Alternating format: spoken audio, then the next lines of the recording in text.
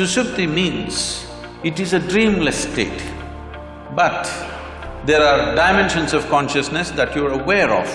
The neurological system in the body, if we have a way of monitoring that, I think the entire art of anesthesia could raise to a different level at a very minimum interference. When you disengage with memory, suddenly there is no past, present and future, so there is no time. Because there is no time, there is no space.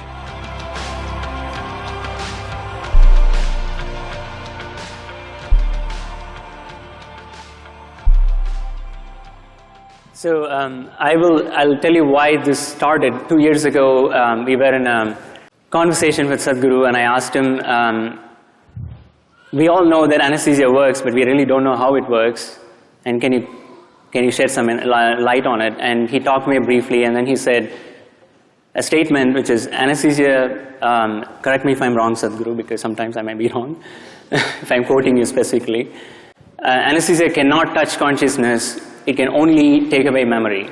I was blown away by that answer because that's not the way we think consciousness of. And maybe I thought, several days I've had sleepless nights thinking about maybe it's time for us to redefine the term consciousness itself. And having gone through several programs with him, I think I got some glimpses here and there to know that there's much more than what we know of.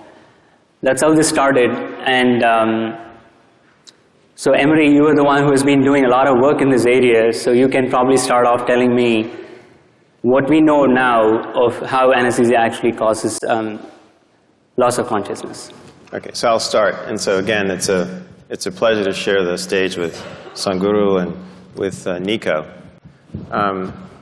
So, you know, how does anesthesia work? Actually, how many people here had anesthesia?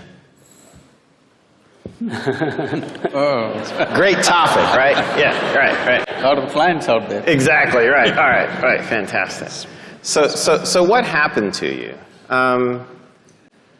You know, some people say we turn the brain off, or we make you unconscious, we put you in a coma. But I think so we've tried to really understand what's happened.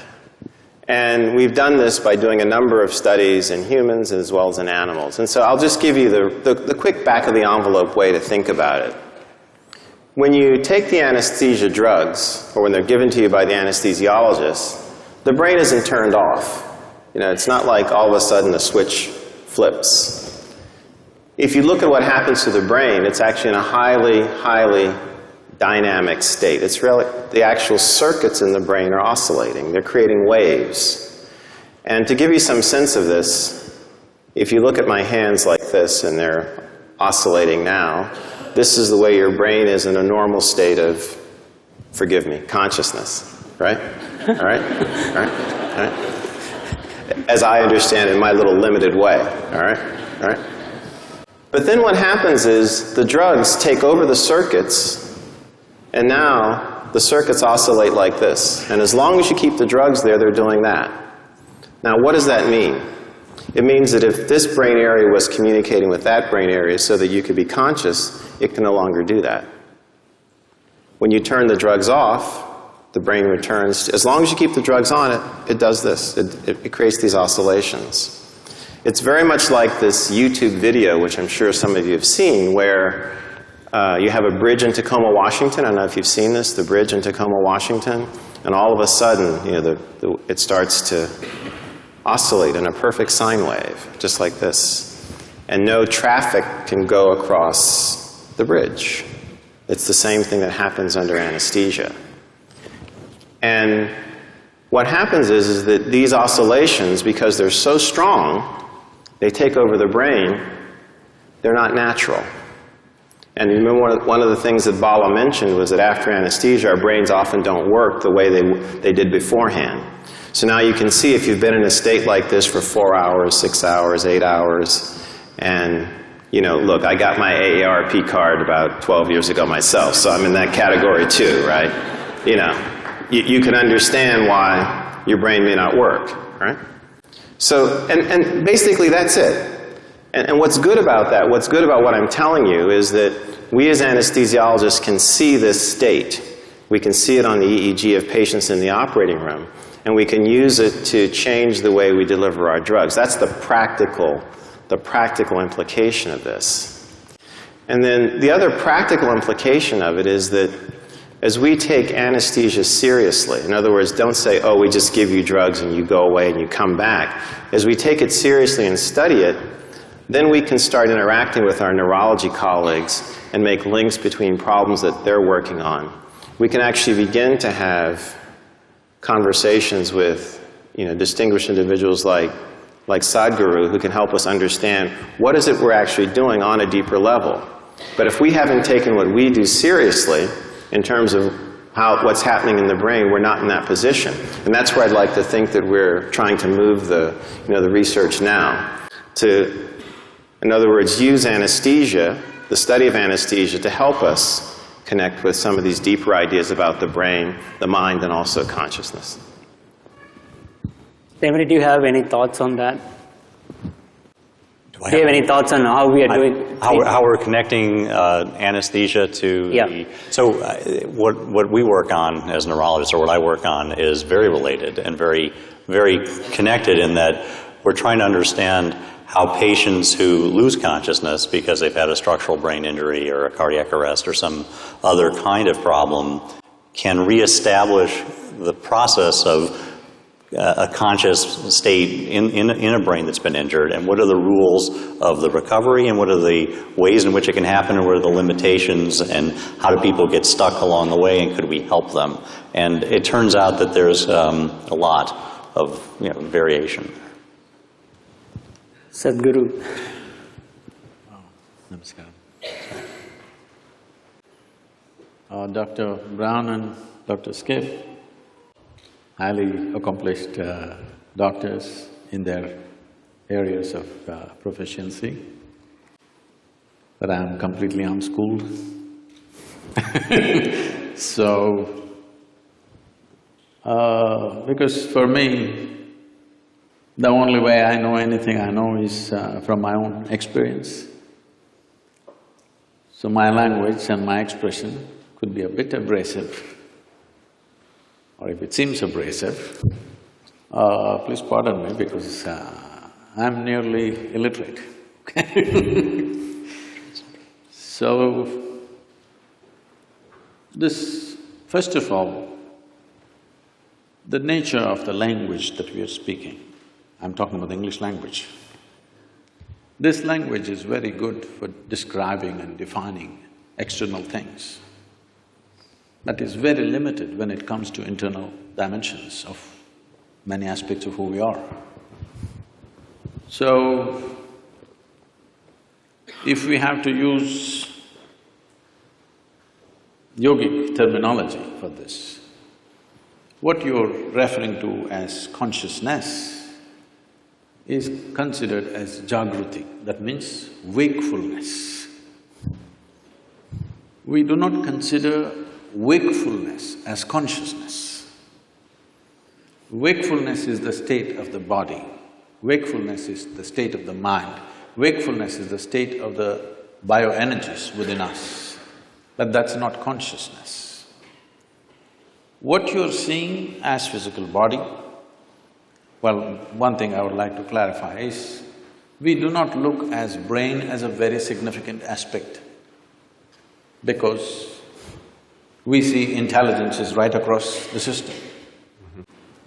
Generally, in most people's understanding, I believe, a combination of memory and intelligence is considered as mind.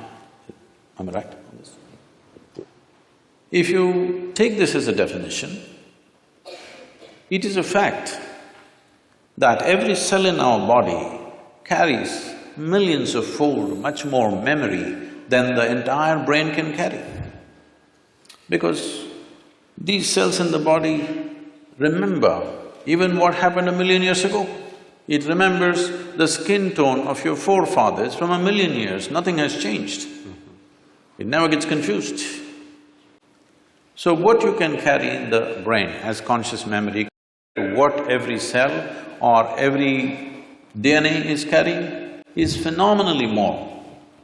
And the chemical dimension of what is being conducted in every cell is far more complex than you could ever figure with your entire brain. So both in terms of intelligence and memory, the spread is much more. I think this entire focus on brain has come mainly because somewhere, probably pre-Renaissance time, we broke into this because that region, largely we're talking about Europe, where it was hugely dominated by very dogmatic belief systems. When people broke through that, nobody was supposed to think for themselves, everything was already said and done. When people broke through that and started thinking for themselves, thinking little freely looked like absolute liberation for those people. And I think that hangover still lasts in our education systems, in our medical sciences, in the very way we are approaching even fundamental sciences. That hangover, that thought is everything, is very profoundly influencing our social structure and our way of exploration. In the yogic sciences, we don't attach any significance to your thought. Whatever you're thinking, it's of no consequence to me. This is why whatever somebody is saying, we don't listen to them. We just feel them. We just feel them. What is their chemistry, what is their… how they are right now. I don't care what they are saying. This is how… maybe it's an evolutionary problem with me, because I've been in jungles by myself and I've seen most creatures judge you just like this. I think they showed a picture of me having a king cobra. I've been very closely involved with all kinds of creatures, particularly cobras and things. Their sense of our chemistry is so keen. You can just go in the wild and just pick up a cobra. As you saw, I'm not holding him by his head, he's not a pet cobra. He's a king cobra. If he bites you, he won't give you more than 20 to 40 minutes before you're done. But I'm just picking him up like this, he will do nothing because he's feeling my chemistry. If I show little agitation, he'll go for me. If I'm just, okay, he's fine with me. So, we don't attach any significance to thought, because thought is recycling of the data that we have already gathered. No thought can come which is absolutely fresh, permutations and combinations of the data that we already have. Right now, a lot of people coming up to me very fearfully and saying, Sadhguru, this artificial intelligence is coming, if they come, they will take over the world. I said, if they take over and run the damn thing, you're on a holiday, isn't it? But it is a fact that everything that we can gather as information, analyze and express and use it in many ways, all these things, machines will be doing it better than us in the next 10 to 15 years' time. Everything that is data-based processing, machines will do way better than us. So there is this fear. I think it's a very good time. This is the time we need to explore an intelligence beyond intellect. Because we have become so intellectual, we have become so brain-oriented in our approach to everything. As you rightly said, nothing is really turned off, we've just broken the communication. After all, the purpose is to go through something which is generally extremely painful without pain. That is how the entire anesthetic science has come up. So, you're just breaking the communication and that's not happening, it serves that purpose. So, being wakeful and being conscious are two different things. This is described like this. For wakefulness, we have a word called Jagrati. Jagrati means you're awake. If 10 people, let's say we take sample of 10 people, they all fell asleep, don't do it, okay? They all fell asleep and they came awake. When they come awake, all of them will not be equally awake. One person may be instantly awake, another person may take 2 minutes, as you have noticed with anesthesia also. Sure. Another person will take an hour to wake up, another person needs a strong coffee, otherwise she won't wake up. Am I right? Like this. different levels of wakefulness is also there. Professors must have noticed. Yes. In fact, the first few minutes of the day can be like that. Different levels of wakefulness in a classroom. So this is Jagrati. So we are calling wakefulness as consciousness now. The next dimension of consciousness is called Swapna. This means a dream state. A dream state is far more vivid than wakeful state for most human beings. It's like going to a cinema. If you go to a cinema, the key factor of the impact of the cinema on you is turning off the lights. This is something most people don't understand. If you don't turn off the lights, cinema will be no good, it doesn't matter how well it's made. Turn on the lights and watch the cinema, you will see a great cinema becomes nothing. So turning off the lights is important. So turning off the lights in our experience is the eyelids, you down the shutters, the world is off. Now you start your own world. So dream state is like a cinema, it's far more impactful. People love their cinema stars more than the people that they've lived with for 25 years. But they have not even seen them, all they saw was play of light and sound. But that is far more impactful simply because lights are off. So, eyelid is that, if you roll it down, light should be off, world should be closed. But right now, the problem is this mental faculty has not been taken charge of, so it's running wild all the time with eyes closed. So this dream state is considered a more powerful state than Jagrati. Jagrati or wakefulness is important for performing action in the world. But for human consciousness, in terms of profoundness of experience, dream is always more profound than walking on the street. Yes, most of you have experienced this. The next state is called as Susupti. Susupti means it is a dreamless state. But there are dimensions of consciousness that you're aware of.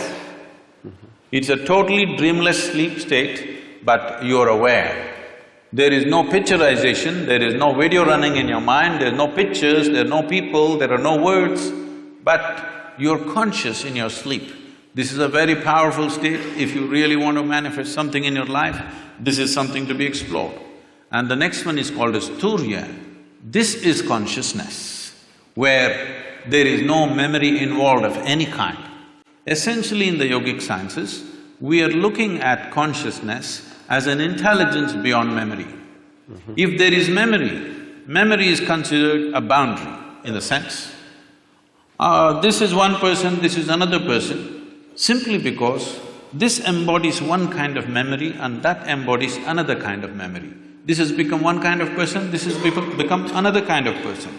Essentially, it is in the memory. Memory does not mean just what I remember and you remember. Genetic memory is there, evolutionary memory is there, elemental memory is there, atomic memory is there, karmic memory is there. Inarticulate and articulate memories are there, but generally we are thinking memory means consciously what we can remember. But today, if we eat dog food, we'll not become dogs. Something within us remembers, no matter what you eat, this has to be only transformed into a human being. It doesn't matter what you eat. If you and a cow every day eat a mango, no merger will happen. Perfect memory is established, evolutionary memory is absolute. So, these different dimensions of memory are playing on a daily basis. People are thinking their thoughts are free. It's a joke because your memory is determining everything. So, largely in one single word we call this karma. Karma means the residual impact of all the memory that you have, how it is impacting every thought, every emotion, every action, the very way you sit and stand. See, if you see somebody walking far away, let's say half a mile away you see someone walking, if he's your friend, just the way they're moving their body, you say, oh, that's him. There are 7 billion plus people, but this particular man walks in a unique way, all right? just two-leg walking, everybody walks, but still it is so unique. So this is what we are referring to as karma, that the residual impact of memory, varieties of memory. We recognize memory as 8 basic forms of memory, which are determining how you are right now. The very way you sit, stand, breathe, understand, perceive life is determined by this memory. But there is an intelligence beyond memory, which we call as Turiya or Chitta. This is consciousness. Now, every one of us is conscious. The question is only of degree. Even a rock is conscious, a dog is conscious, a pig is conscious. The question is only of degree, how conscious. Even among us, how conscious is different from person to person. So, this degree of consciousness determines everything. Now, if we have to give an analogy, what is memory is like, I'm sure every one of us at some stage in our life, I don't know if you're still doing it, we blew soap bubbles. Did you? Hello? Come on, everybody raise their hand for anesthesia.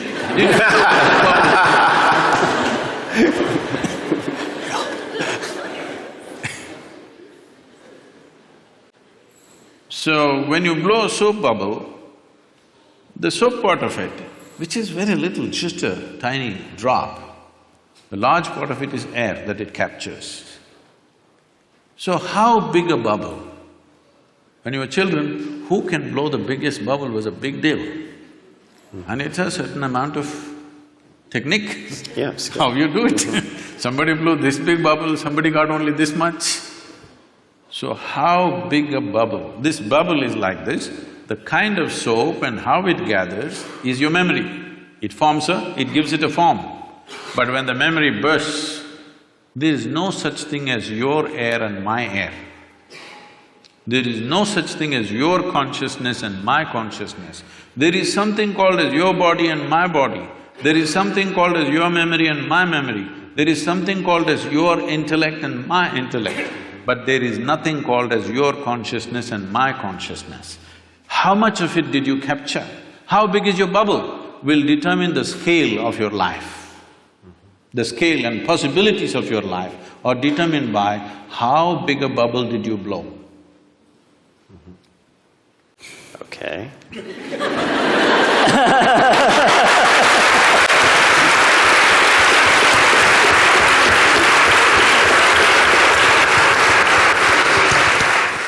Well, let me pose you a question, Sadhguru.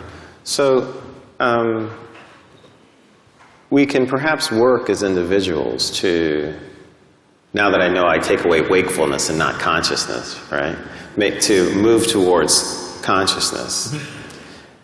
And that's an individual's decision to maybe train in this particular way. So, is there some way that we can harness these insights like you have, harness this understanding, and use it as anesthesiologists to take care of patients? Because if we can reduce it to, or if we can adapt it, I shouldn't say reduce, if we can adapt it in that way, you know, that would be very, very helpful, because we would be using the powers in a way that would control, have to use the word, the brain, in a way that would be perhaps more physiologic. I'm not the expert in the subject, but because you're asking me the question, I'll say something. But you are the expert in anesthesiology, is it? Yeah. I'm sorry. in my simple understanding, anesthesia as a process has come into being in this world, or is existing right now, because there is pain. Pain, when it happens to us, is a bad thing. Nobody wants pain. But at the same time, if there was no pain, most people would not even know how to preserve their own body. See, wherever there is no pain, in how many ways they've cut it. Suppose there was no pain in your nose, they would have cut it in various shapes. It's part of the fashion.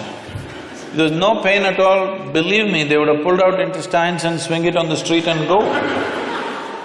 You have any doubt about that? None whatsoever.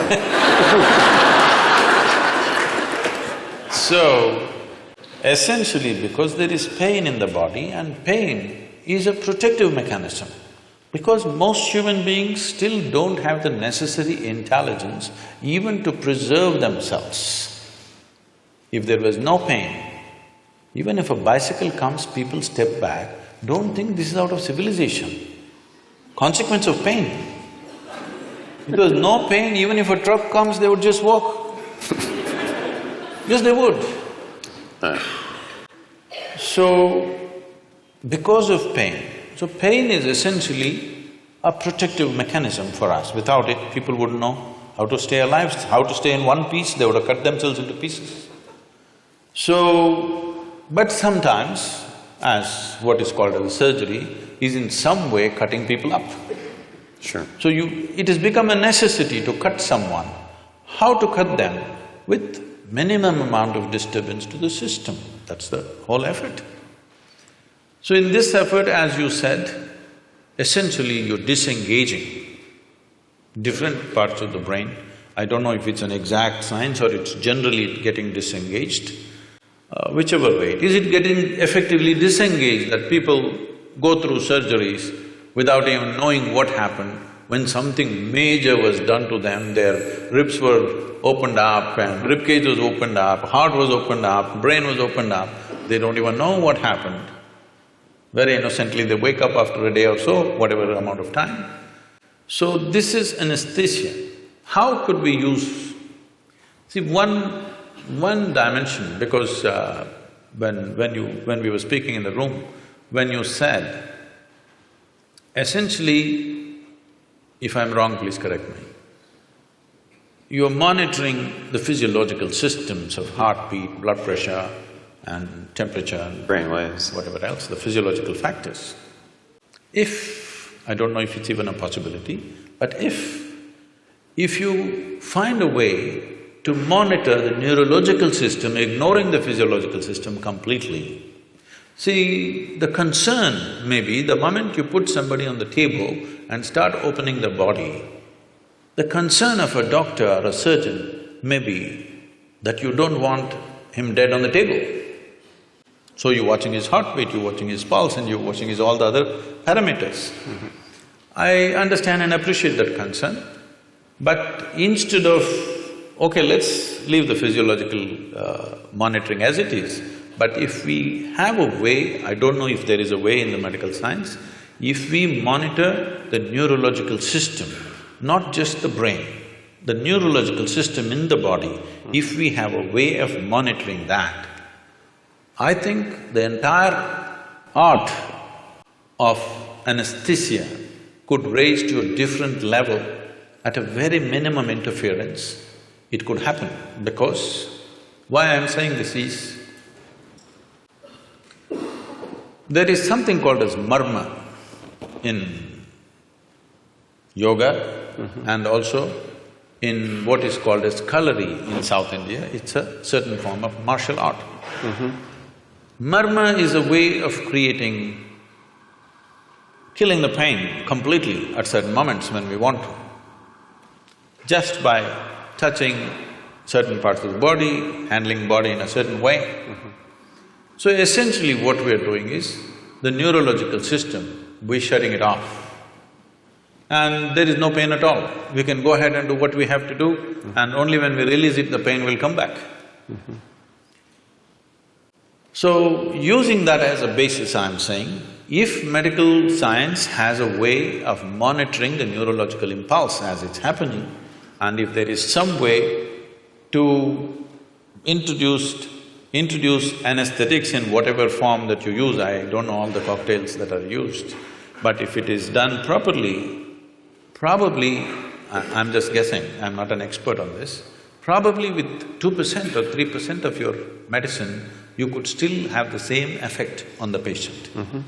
Because how you use any medicine on the body and how you use it on the neurological system, I would say 1% of what you use on the muscle, if you use it on the nerve, it will produce equal effect.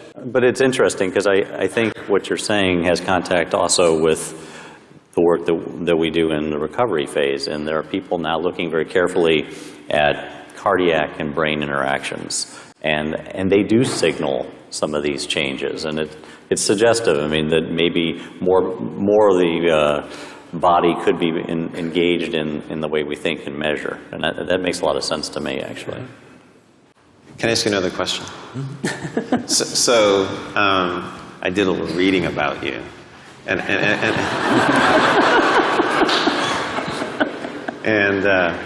he's not as uneducated as he would have you believe. So he's actually quite educated. That's pretty clear. And I was curious because I think it was back in 1982 when you had like your first enlightenment experience, I think.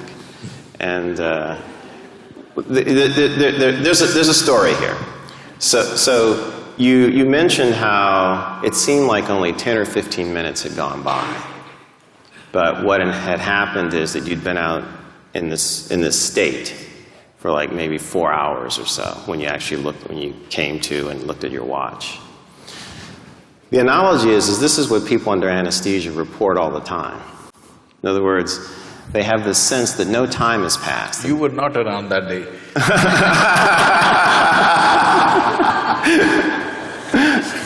Maybe I'm reaching. But they report a very similar phenomenon, you know, that it seems like they'll wake up sometimes from anesthesia and they'll go, you know, have you started yet? You're done? They're actually quite surprised. So whatever our timekeeping mechanism is, right? It's different from sleep. It's noticeably different from sleep because often when you sleep, except in some rare instances, you have a sense that, you know, time has passed. You know, you went to sleep, you woke up, you know, you may not be able to judge it exactly. But characteristically, under anesthesia, when people come to, they feel like no time has passed. Any thoughts? Mm-hmm. See, our sense of time, the only way human beings know time is by the cyclical movement of things that are happening. If the earth spins once, we call it a day. If the moon goes around the earth, we call it a month. If the planet goes around the sun, we call it a year. Or if the clock goes around, we call it an hour. Mm-hmm. So only by cyclical movements we know time. What cyclical movement means is, all physical dimensions of the existence, from atomic to cosmic, exists only because of cyclical movements. Anything physical in the universe is naturally cyclical. Mm-hmm. So the entire yogic process is just about this, how to transcend the cyclical movement of our existence. Because cyclical movement means we are going in circles. If I tell somebody, you're going in circles, what does it mean? It means you're not getting anywhere. So this is the fundamental ethos, that once you're attached to cyclical moments of life, you're not really getting anywhere, but it feels like you're going somewhere. Today, everybody knows this experience because most of them walk only on the treadmills.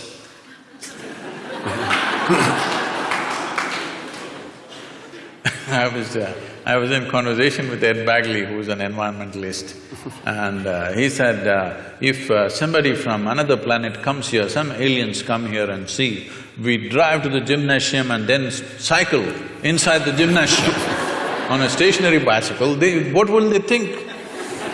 Right. So, cyclical movement signifies physical existence. Mm-hmm. Physical existence, as today fundamental physics is talking about it, forever the yogic sciences have been saying this, it is a minuscule of the larger space. Mm-hmm. It is just some 0.000 some percentage, negligible percentage, all of us together, and the planet and the universe and everything. The physical universe is just way below 1% of the cosmic space. That is true even with the individual atom. Even in the individual atom, the substance is way below 1%. So this minuscule is our engagement. How I see in my experience is, it's only the footprint We are so engaged with the footprint. I have been in the jungles of South India for long periods of time. At one time I was involved in tiger census. So for days on end we followed the tiger's footprints. We saw only the footprint, we have not seen a damn tiger. So till you see the tiger, by footprints, whatever imagination you have, tiger breaks it for you. When he growls at you, it's all gone. All the… you studied the footprint, you thought you understood and how he does things, his behavior, everything you understood by his footprints, how he moves, what he does. But when you see him, all this knowledge you gather vanishes in one moment. Fortunately, he didn't make breakfast out of you, but even just seeing him, everything vanished. So right now, we are just studying the footprint. Consciousness, the remaining 99 point whatever percentage that is there in the atom, that's there in the cosmos, this is consciousness. An atom has captured a minuscule of consciousness. You and me have captured the largest amount compared to any other creature on this planet. That's why we are at the peak of evolution, that we have captured the largest. But time we know only because of our involvement with cyclical movements.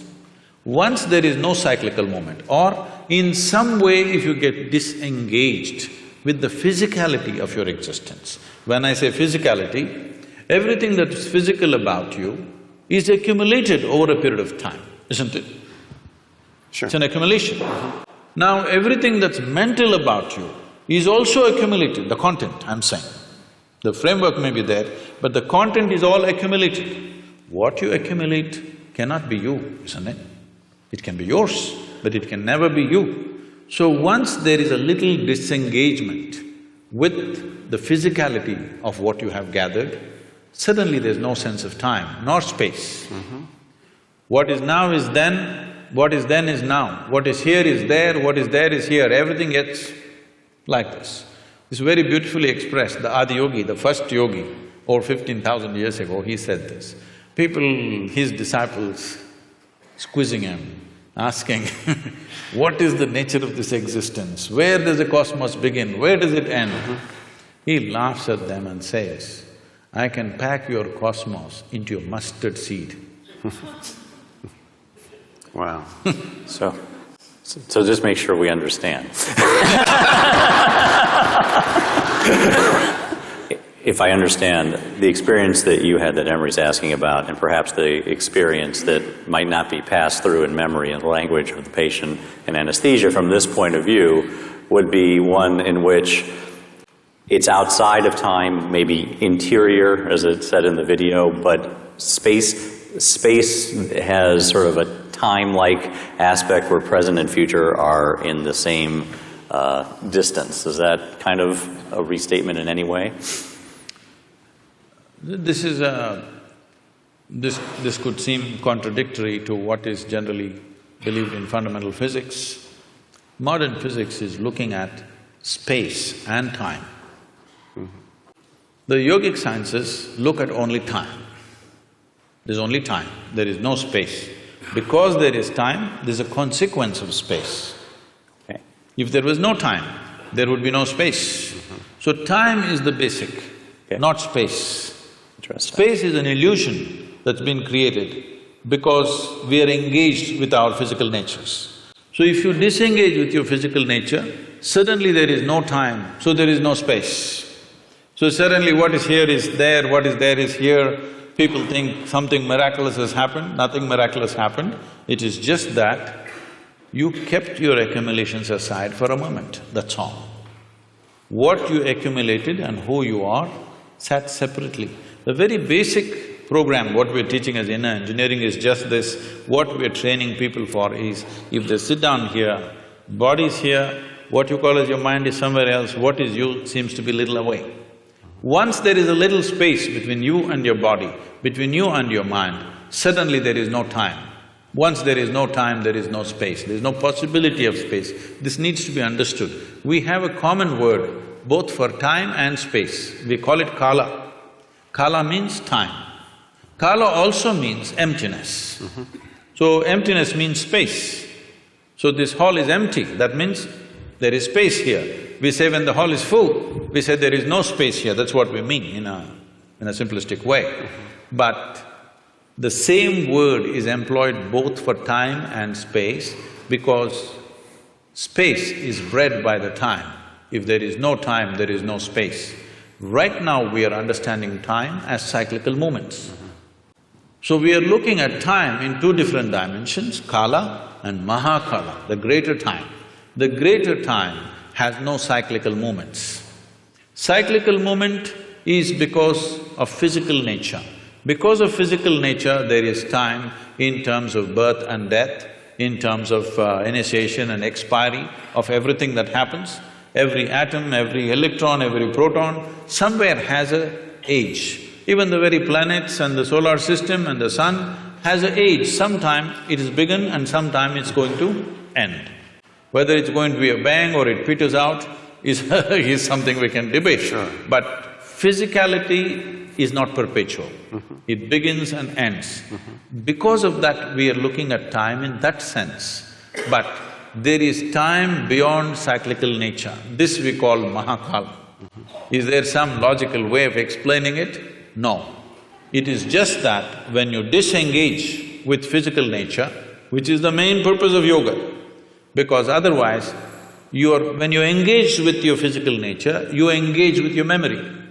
Your body is just memory, variety of memory. 8 different dimensions we are talking, whether we see 8 or 4 or 1, it doesn't matter. This has taken a particular form only because of memory. It is functioning in a particular way only because of memory. So when we disengage with physical form, we are disengaging with memory absolutely. When you disengage with memory, suddenly there is no past, present and future, so there is no time. Because there is no time, there is no space, there is no distance, there is no possibility of this and that. Since I have you here… I'm yours. No, thank you. Professor Sir. No.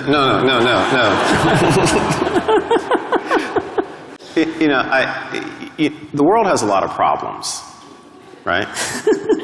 And, one of the things that we need to solve, and we were talking about some of this, just as we were sitting down there before the program started. Can I correct that question a little bit, sir? Sure. The world doesn't have too many problems, it has only one problem, human beings. Okay.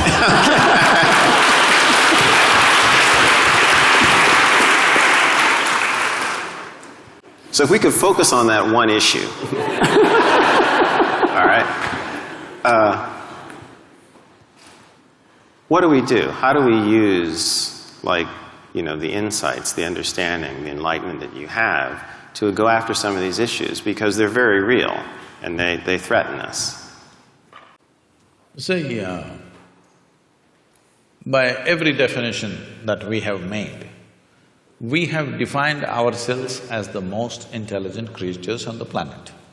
These are all our definitions. I don't know if the insects agree with us. But by our own definitions, we are the most intelligent of the species. So our understanding is right now, whoever dominates must be most intelligent.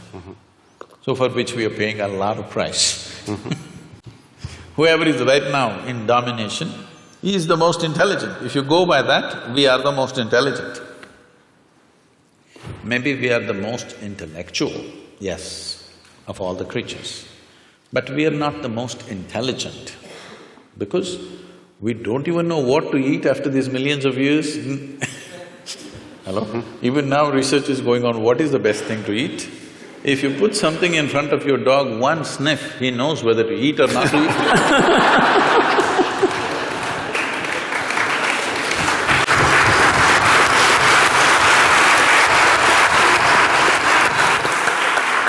So this is mainly because this is a new happening. This cerebral activity is a new happening. We're a bit too excited. Just like, people are all engaged with their smartphones all the time. They're walking like this everywhere. They're not looking at the sunrise, even that they look in the phone screen. They look at the whole cosmos in their phone screen. Because the instrument is new. Next generation may not even look at it, probably. Right now it's new, everybody is engaged with it and they're calling it a smartphone. Generally, someone will refer to someone else as smart when they find that person is smarter than them, right? So, unfortunately for a whole lot of people, the phone is the smartest thing about them. So, this is a new gadget. This… you should know more about these things if you have the right names for this. The brain? No, in the brain, this cerebral development… The cerebral cortex and… Yes. yes. This is a new happening. So we're a little excited about this. This can boom, boom, boom, you know, there's all those figures of blue lights flying all over the place and we're excited about those things.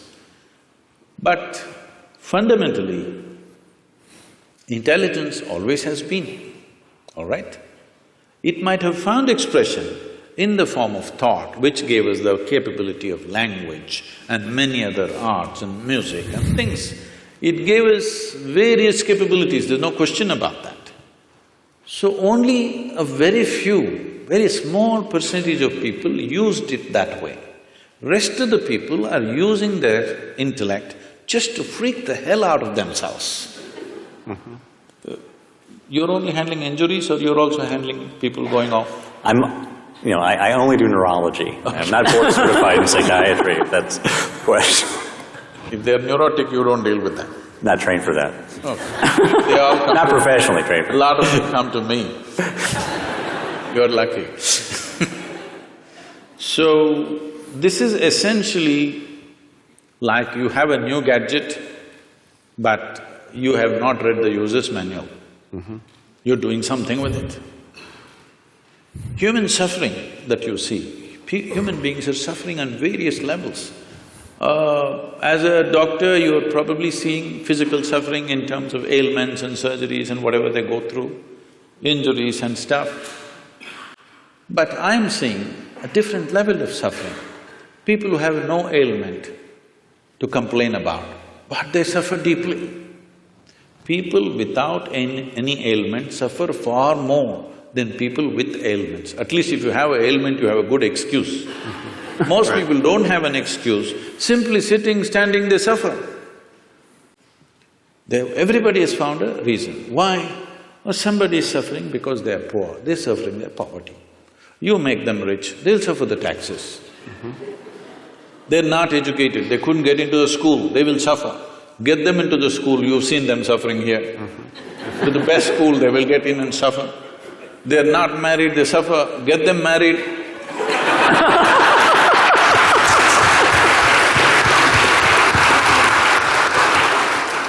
So they are not suffering their life. This is something that needs to be understood.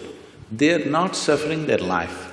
If you ask them what they're suffering, they're capable of suffering what happened 10 years ago. Yes or no? 10 years ago something happened, they can still suffer. And they are capable of suffering what may happen day after tomorrow already. So essentially, their suffering is not about life. They are suffering two fantastic faculties that only human beings have. No other creature has such a vivid sense of memory as we have. No other creature has the kind of fantastic sense of imagination that we have. They're suffering their memory and their imagination, they're not suffering their life, isn't it? They're only suffering their memory and their imagination. If you take away a part of their brain, you definitely know which part it is. If you take out some part of their brain, whatever that part, they will all sit very peacefully, maybe even happy, I don't know. Because I find, I just met a lady a few months ago. I was in Mysore, my hometown. I just went to visit someone and I was just entering a building, a very small built old lady, maybe she's over 75. She came smiling at me so sweetly and just asked me, "How are you?" I said, "Ma'am, I'm well. How are you?" And then I went up, I never forget faces, but this is not a face that I know. Then I went up and after half an hour I came down. Again she came to me with a very sweet smile and she said, "How are you?" I thought, okay, and then I said, "Okay, I'm doing well, how are you doing?" Then somebody came and said, "Poor lady, she's just lost her memory." But I said, it seems to have done wonders to her. She's just so exuberant and joyful. So, a whole lot of people, when they lose their faculties, they become better. This is the unfortunate nature of our existence, that our capabilities have become our problems. If our incapability is our problem, that is understandable. But when our capabilities become our problem, we are heading for a disaster. Yes or no? This is a tremendous capability. This cerebral development is a tremendous capability, but now that is what we are suffering. Our fantastic sense of memory and imagination, we are suffering this. And no wonder so many people are losing their memory because many times in their lives, consciously, unconsciously, they're wishing they could forget something. And they will forget one day. When they forget, suddenly it becomes an ailment. But they were always wishing for it. Every day, a whole lot of human beings are continuously wishing and praying, "I wish I can forget this." But when they forget it, then they become a case. So, this dimension of what we are looking at is not about forgetting, it is not about reducing your thing. See, every day people are taking their own anesthesia. They call it whiskey, they call it wine, they call it their own thing. They kind of, just dull your memory, dull your imagination, simply sit there. It feels peaceful. Next day morning again, everything is back anyway, unless you have a hangover. But people have found their own ways of anesthesia. For sure. And people are using many things, of course, more advanced developments have happened in that level of anesthesia also in recent times. Right. So, essentially, whether you pray, "I want to forget all these things and live happily," or you drank a glass of wine, or you doped yourself, or you're on LSD, or you put them on anesthesia, essentially they're all moving in the same direction. You're doing it for a specific purpose for a limited period of time, but they're trying to do it to their life. And one day, when they lose their memory, in a way, unfortunately, they've succeeded their intent. This is the misfortune. Because people are driving themselves towards that.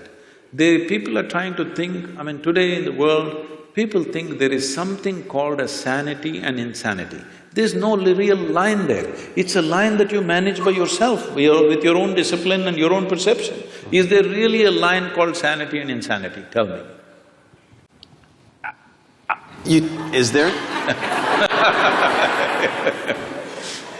See now, it's like this. What you think is normal, somebody else thinks is crazy. Is it not happening all the time? Older generation thinks younger generation is crazy. Younger generation thinks old people had for sure lost their marbles. Everybody is making these judgments. One culture thinks another culture is crazy. So, it is just a line that we artificially create and manage because we know if we cross that, we will not be able to control ourselves. Even when people get angry, the term that they use is yours always, "I'm getting mad," so they know it. So, they know that they've crossed their line. The line is not same for everybody. What is my line and what is somebody else's line is different places people have drawn their lines. Somebody thinks it's all right, once in a way, at least 3 times a day I shout at somebody, it's okay. If I ever shout at somebody, then I will withdraw probably for many years because such a thing cannot happen. If it happens, I've lost it. So what is your line, where is your line, is something that you have drawn. There is no existential line that this is sanity, this is insanity. There's no such thing. The question is just this, if you're in control of your mental faculties, this is called sanity. If you're not in control, of your mental faculties, this is called insanity. Suppose, right now, we can make an experiment with all of them. Can we? Sure. I'll give you 10 seconds. Next 10 seconds, nobody… a simple thing, what you have to do is, you can think of anything in the universe you want. Only thing is, don't think of monkeys for the next 10 seconds. Okay? 10 seconds, no monkeys. You will count millions of only monkeys. So, our faculties are not totally in control. The question is only, how crazy are you? Okay? You are a little more crazy than me. That's about it. But there's no such thing as somebody is absolutely sane and somebody is absolutely insane. What means a lot to me looks like insanity to somebody else. Is it not happening every day?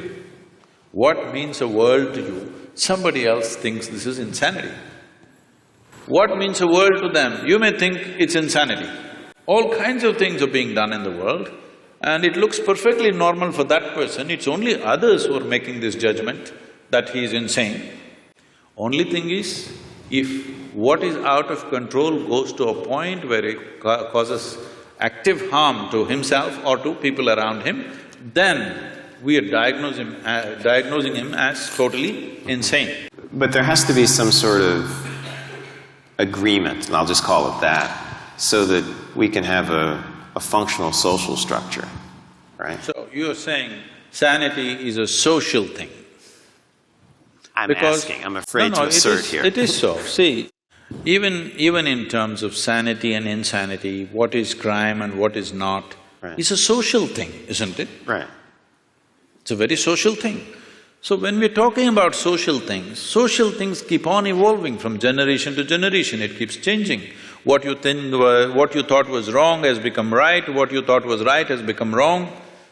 In one generation it happens, isn't it? So social realities we don't have to debate because it's a flux that all of us create. It's generally called culture. Culture is not something that dropped upon us. What mess we create today is tomorrow's culture. What the previous generations did, they did not do everything consciously, they did some mess. That's our culture right now. Okay, so if I understand the answer, it's a very hopeful answer. Because no matter how bad things look, they present to us a problem we can solve. Is that in the next generation? Is that sort of the point? You have teenage children or something?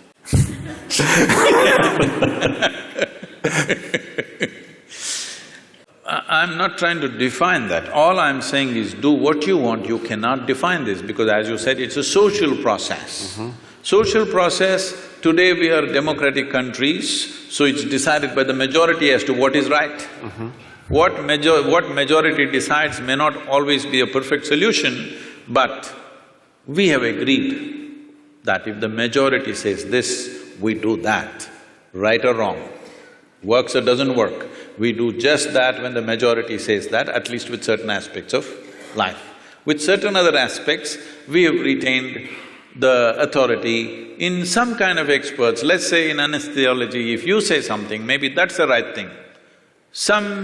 Let's say somebody has come up just today, he passed his medical exam and he's come, if he says, he will be put through 1,000 tests, but if you say it, people will accept it simply because of a certain record and a certain reputation and whatever. But it may not always work. Reputation and records may not always work, but we are looking at largely what works. So these are all social processes. Without going into that, when we talk about anesthesia, when we talk about disengagement, or when we talk about meditativeness, this word meditation in English language has to be cleared because we've been going through that. See, the English word meditation does not say anything specific. I know it's become a popular word, but it doesn't describe anything specific. If someone sits with their eyes closed, in English language we say they're meditating. See, with eyes closed, there are many things to do. You can do japa, tapa, dharana, dhyana, samadhi, shunya, samyama. There are many, many things. Or you might have just mastered the art of sleeping in vertical postures. It happens in the universities, in spiritual programs, in… people learn to sleep with their spine erect. So, meditation doesn't say anything specific. Somebody is focusing on something and they think they're meditating, somebody is uttering a mantra and they think they're meditating, somebody is thinking about something and they're saying they're meditating about something. Essentially, if we translate meditation as dhyana, which is what generally, at least in India, what people believe, when we say the word meditation, people expect that you are speaking about what is called as dhyan or dhyana or dhyanam, depending upon how far south you are. If you're up in the north, it is dhyan. If you come down, it becomes dhyana. If you come to Tamil Nadu, everything becomes dhyanam. So the same word went to China and became Chan, and somewhere else it became Zen. The same word. We're expecting when you say meditation, you're talking about dhyana. If that is so, what dhyana means is, if you sit here, there is a clear space between what is you and what is not you. In the sense, what is you and what you accumulated. Body you accumulated, content of the mind you accumulated. If there is a little separation between these two, if you can maintain that awareness, now we say you're in dhyana. So this is meditativeness. This is not something that you can ever do. If you create the right conditions, this will happen as a consequence. It is like flowers in a plant. If you go sit in your garden and do flower meditation, flowers are not going to come. If you want flowers, you need to handle the soil, manure, water, sunlight. If you do these right things, flowers will happen. Well, the soil doesn't look like a flower, manure doesn't smell like a flower, water or sunlight doesn't feel like a flower, but only if you do those things right, this will happen. If you're… right now, this whole thing has become convoluted because we have become such a goal-oriented society. That means we are interested in the consequence, we are not interested in the process.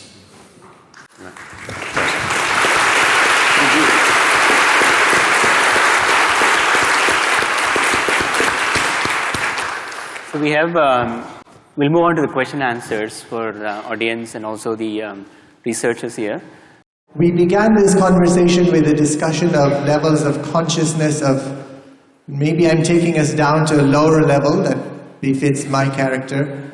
But I'm wondering, one of the things Dr. Schiff you asked is, as people are recovering from certain kinds of processes, maybe they're entering different states of consciousness that science has not yet, learned about.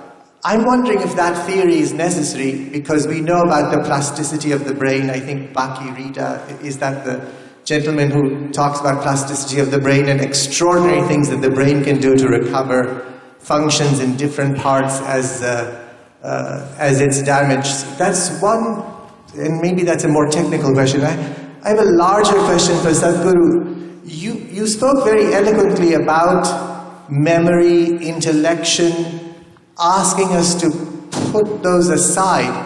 And I'm trying to understand exactly what you mean, because I haven't caught it, I'm sorry to say, because it seems to me those are the unique or extraordinary things about us as human beings, right? The fact that we have this historical memory going back to Mesopotamia and beyond, in India, thousands of years, and also as individual human beings, and intellection, which allows us to build spaceships in addition to sit here and listen to you. So I'm not quite sure how you mean for us to leave those aside or place less value on them.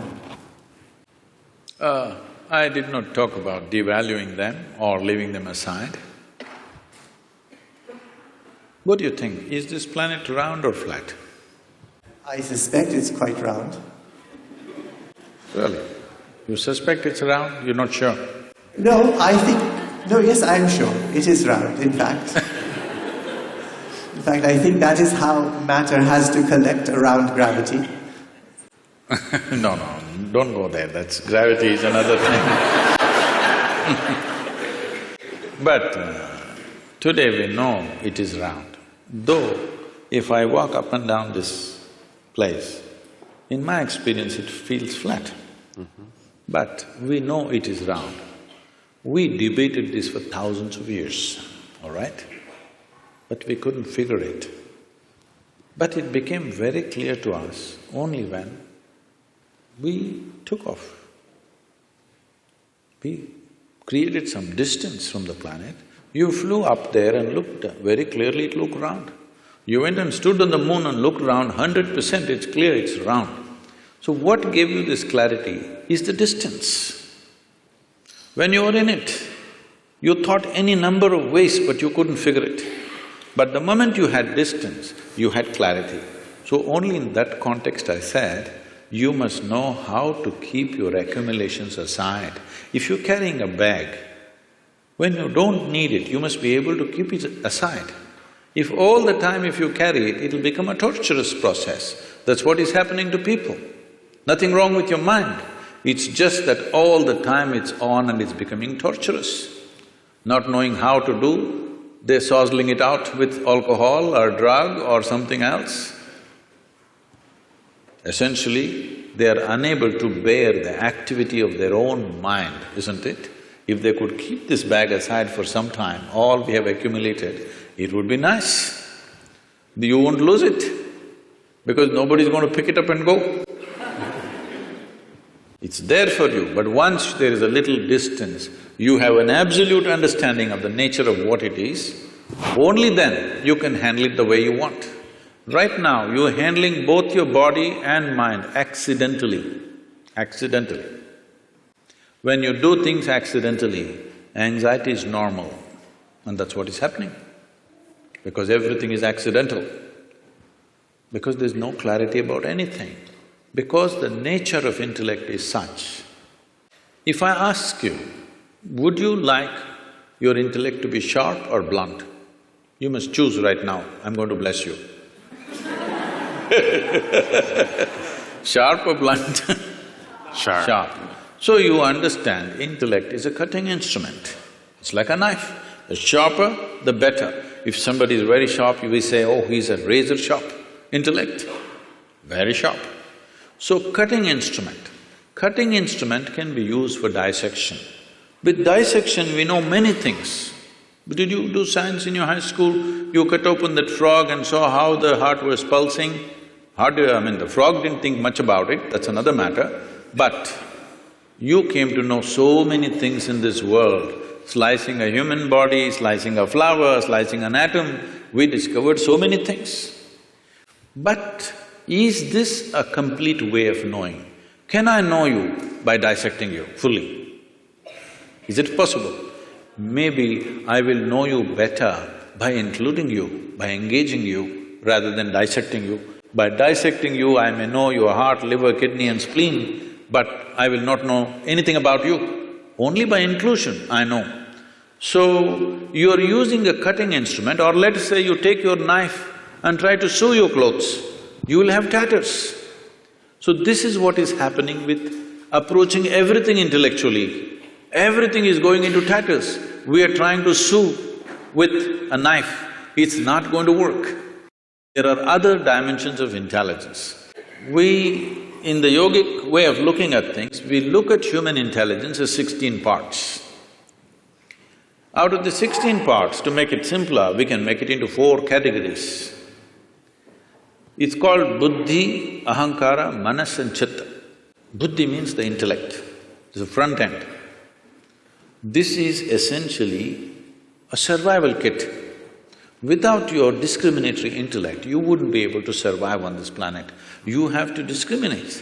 Now here a deer came and here an elephant came, you should know which way to go, otherwise you wouldn't survive. Discrimination is constantly on, which is keeping you alive right now.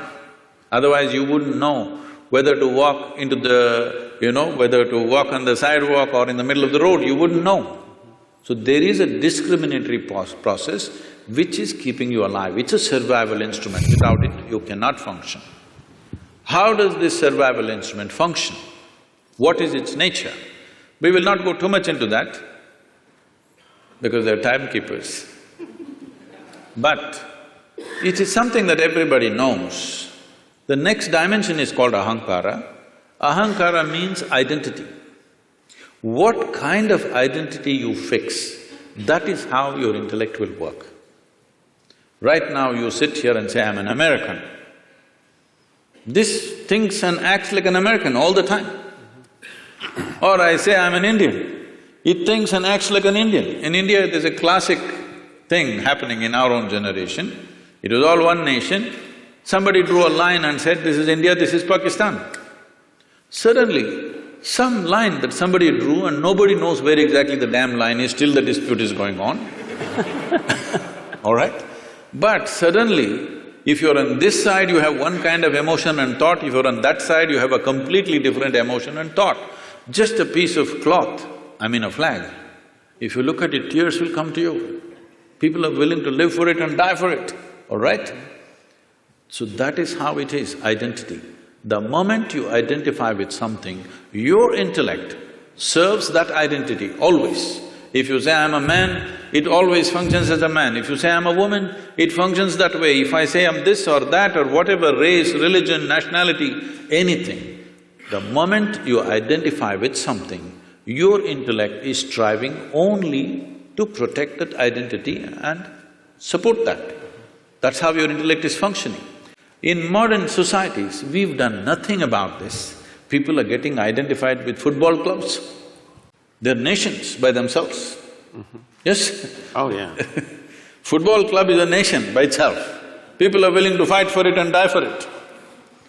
Because we have not cultured an identity. When a culturing an identity means, in India there was a system, now unfortunately it's largely gone, though still some part of India still has this. First thing before we start education, it's called Vidyarambham.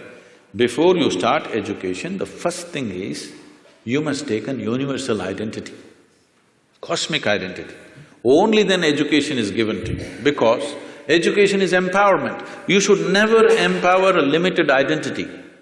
If you empower a limited identity, violence is a natural consequence of that.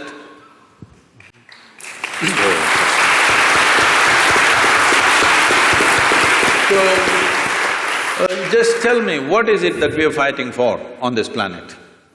My identity versus your identity. It may be race, it may be religion, it may be nationality, it may be region. Essentially, my identity fights with your identity because I'm identified with this, you're identified with that.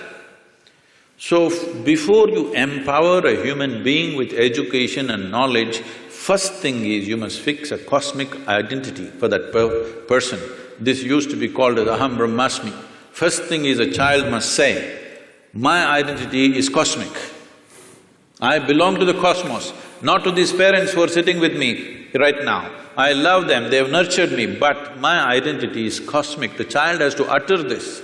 Only then, first alphabet is taught to him, because it was education as seen as an empowerment. Just tell me, today in the world, are uneducated, illiterate people causing more damage or educated people on the planet causing more damage to the entire planet?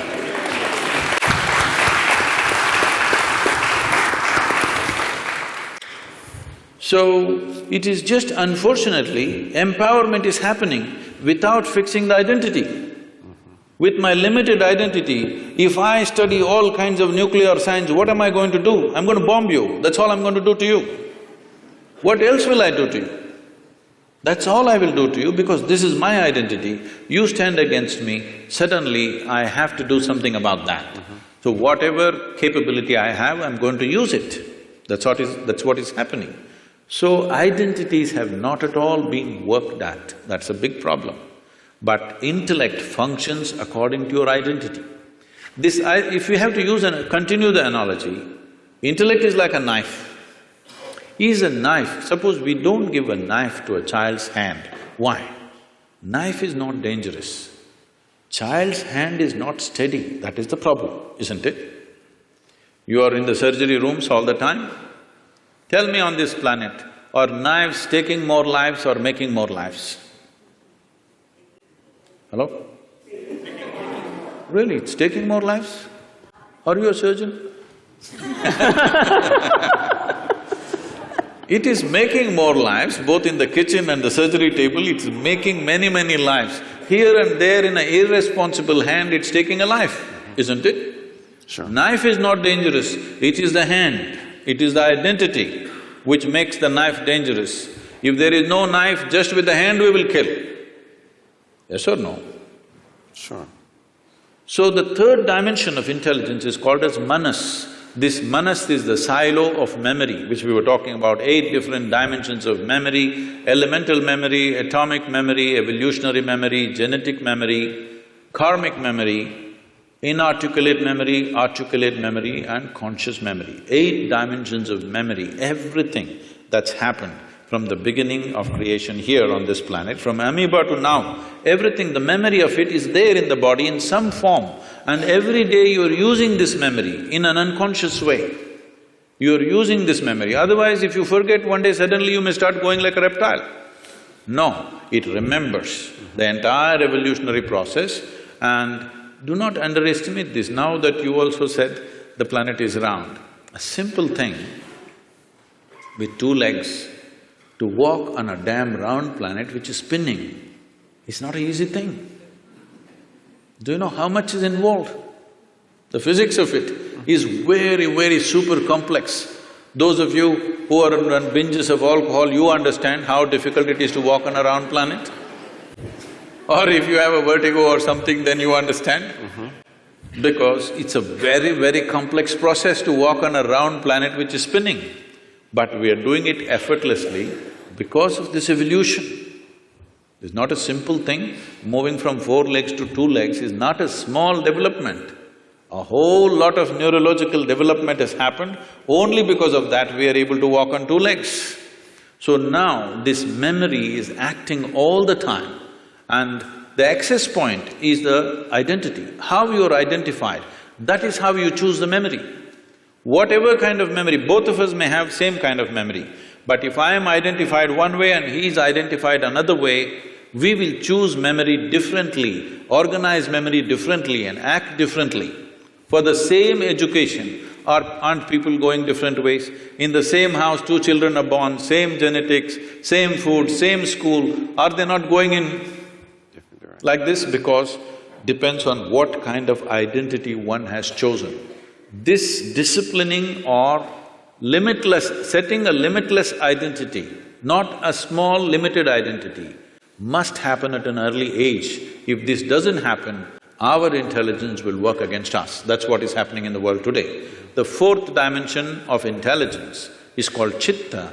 This is unsullied by memory. This is an intelligence unsullied by memory. There is not an iota of memory in this. This is what normally in English language is passing off as consciousness. So, where there is no memory, there can be no boundary. Memory is the basis of boundary. This is me and that is you, this is my memory versus your memory. This is me and this is a table, this is only by memory. If there is no memory, there is no boundary. So going beyond those states of memory is necessary for every human being, whatever capabilities you have right now.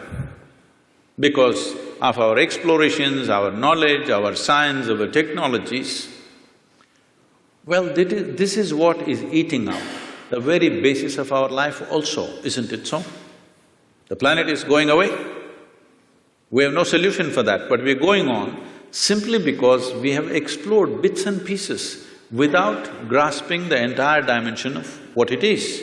Consciousness means that you went beyond the boundaries of your memory and grasped life as it is. Now it doesn't matter how much knowledge you have, you will do what is needed and nothing more than what is needed, and that's what needs to happen in the world.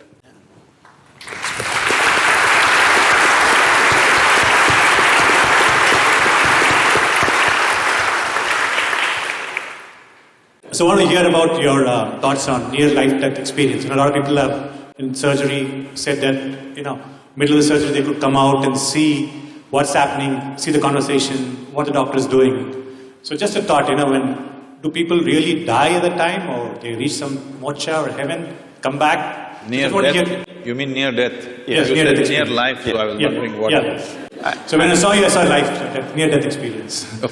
There's near-death experiences Yeah. where, let's say, someone is about to die. Very often, we've read these accounts. Like More like Dr. Sanjay Gupta's book talks Yeah. about these, like cheating death. Yeah. In which case, they then have these experiences where they may see lights or what have you. So I just want to distinguish that Yeah. because they're two different Yeah, cases. that's what I want to know. Okay, all right. Anyway, when we say death, the definition of death on one level is you lost your body. That's what death is. So, I mean, let's not go into other areas, they'll get you into very fuzzy places. About near-death experience, it's… what is being referred to as meditation? We have a certain type of meditation called shunya. That means shunya literally translates as emptiness. That's not the right translation, but there's no appropriate word in English. So it's emptiness or nothingness. So if you settle down into shunya meditation, it's not near death, it's actually death, but conscious death. Suppose you're riding a bicycle. You are a new rider with little balance, so you will go like this. Some other kid is riding, he'll leave his hands free and whistle and look here, look there and ride and do all kinds of things, stand up on the handlebar and turn around, jump, all this. Why? It's a certain mastery, certain balance and mastery. Now, you can jump off the cycle and again jump back and do all these things.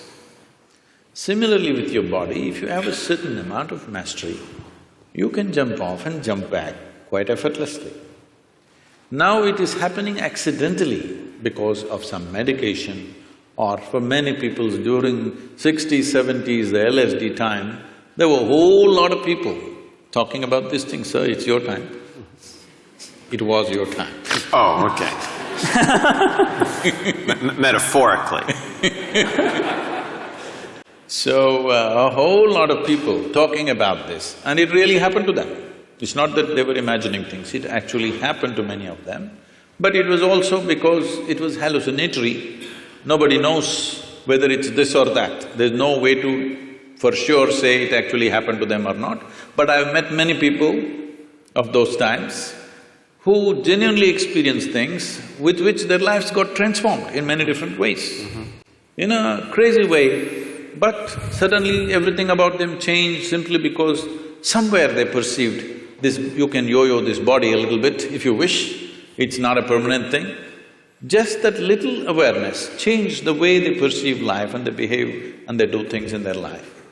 So this near-death, I'm not really looked at any of the thing, but some people have told me, some popular books, they were saying they see angels and there's a tunnel going. See, one thing is, you must understand, when somebody is going on the surgery table, the doctors may be confident, the patient always fears that he may die. Hello?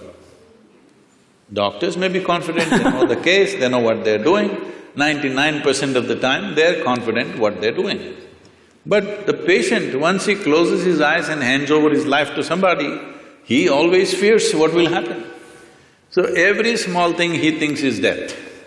It happens to people, if you put a gun to somebody's head and just shoot and miss them or it's a blank, they almost died. Near-death experience, they'll blank out for some time and then they come back. They really think they went away and they came back. And they saw the scene also from the top, because that's because of the Hollywood. So, human mind is capable of creating many dimensions of experiences. It need not be construed as death, it's life. First of all, anyway, I'm coming out with a book on death, an inside story. I'm doing this for 6.5 years, it's not complete yet. Okay. Hope in the next year or so I will come out with this. Why I'm saying this is, in reality, there is no such thing as death. It's life, life and life alone. moving from one dimension to another, another dimension to another. So if I lose one dimension, it looks like that is dead. Right now, it is a medical fact that they say approximately every fortnight, you're losing 7 kilograms of your existing body and something new has come in 1 fortnight. Whatever your weight, you must just calculate in how many fortnights you're completely lost. Everything that you have in your body is being lost continuously and something else is coming in. But you don't experience as that every meal and every day you empty your bowels, you must experience it as near death. But that doesn't happen to you. But this happens to you because there is some disengagement in your experience, first particularly because of anesthetic impact. The disengagement with various faculties that you're normally used to suddenly makes you feel you're dead. Nobody died. It's a completely wrong perception. Yes, every moment of your life, if you are willing, if you are not entangled with situations and your own thoughts and emotions, there are many things you can perceive right here. Right here, sitting here, you can look at your life from there, okay? This is not near death, this is life. But because, as I said, loss of faculties works out well for a lot of people, unfortunately. It's not a good thing. This happened. A man met a close friend of his that he knew very well when they were in the university together, after 25 years break. So he invited home for dinner, he went, and being an Indian household, the wife was serving and these two men were eating. And every time he wanted to ask for something from his wife, he said, my honey, my sweetie pie, my boo-boo-boo, my coco-coo, my bulbul, and whatever else, your Tamil, so my tangam and my chuchu, all those things. So after the dinner was over, the friend was leaving and he said, you are having an amazing life, aren't you? I'm married with my wife for 15 years, we can't even look at each other's face. The way, the endearments you're showering upon your wife is truly fantastic. I said, what are you talking about? He said, you called her bulbul, you called her tangam, you called her this. I said, oh man, I forgot her name 7 years ago.